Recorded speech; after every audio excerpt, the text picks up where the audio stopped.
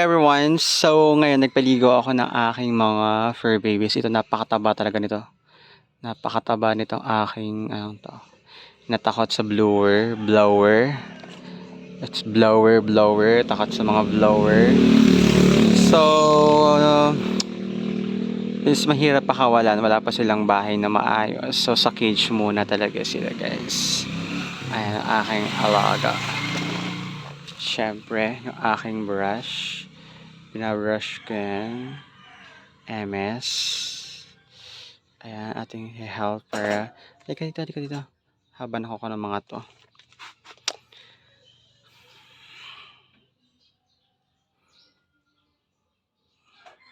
Babad ito maalaga akong to.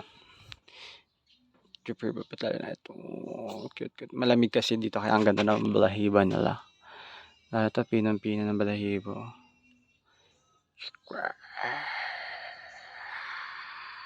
Aray! Nagalit niya pag hinahawakan ng belly niya.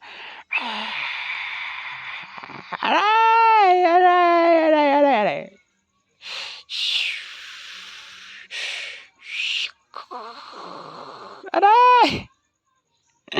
Nangagat yan, ganyan lang yan pag hinawakan ng belly niya. Mabait to si Tortoiseshell, si Wendy. This is si Wendy. Ang laki na niya, no? Update. So, ang ganda pa ng balahibo niya. Napaka soft. Ayan, dikit-dikit talaga. Ayan, ito Dollface version. You know, guys, lahat ng gantong color, parang sa 1,000, isa lang yung may lalaki na ganito. Mostly female sila. And ito naman, exotic version. Ayan. So, hindi ko alam kung bakit ang payat talaga nito. So, mula nung binili ko siya, hindi talaga siya tumaba. Ni-deworm ko na siya. Pinakain ko na ng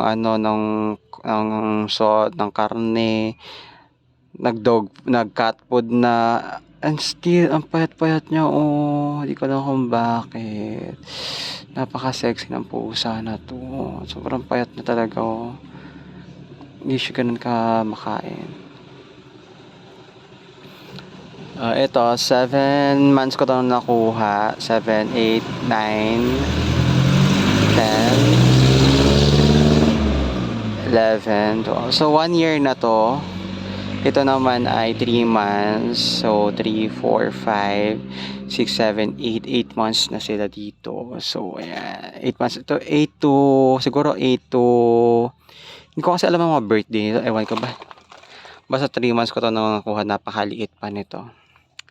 Ayan. Pero hindi alam nung mga nagbe-breed kung ano yung mga TOP nila. Hindi nila pinapahalagahan mga ganyan nila. Dapat pinapahalagahan nila.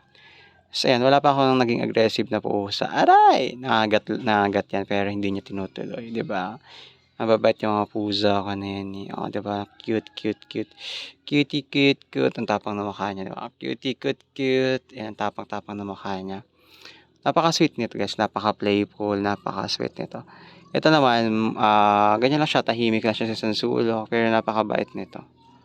Ayan. Ito lang pinaliguan ko kasi ito yung lang madumi yung balahibo niya. Ayan, tutulungan na natin siya. Hindi ko alam kung para saan to. Ayan, tutulungan na natin. Kasi baka mamaya mapuno na naman siya ng fur ball. Kasi minsan sinusukan niya yung mga balahibo. Bibigyan ko na rin sila ng mga toys para may libangan naman sila. Tapos magpapagawa ako ng malaking cage, yung talagang makakapag-play sila. Kasi lately hindi ko sila napapakawalan kasi nga wala naman talaga akong time. So, bibira ko siya mabras. Ngayon ko alam para 2 months, ngayon ko lang sila napaliguan eh. Siguro pa ito, di ko lang kung bakit. So, iba-vitamins ko nga ito. Or bili ako ng vitamins. Tapos ay, and alagaan natin sa vitamins. Di ko alam kung bakit, ano problema nito. Na-deworm ko naman na to, pero still, bakit ang payatot mo? Ayan. Ang pearl niya.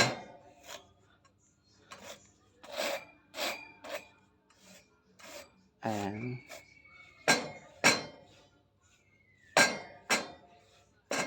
Ayan. Paliguan ko pa sana yung isa, si Mia, yung Pomeranian, kaso parang tinatamad naman ako magpaligo. Sige na, paliguan ko na nga din. Sige lang guys, paliguan ko yung isa. Di ba, baby? Okay ka na dyan? Na-blower ka na? Okay ka na? Okay ka na? So, bait yan. Bye-bye. So yun guys, so paliguan ko naman ng Pomeranian ko.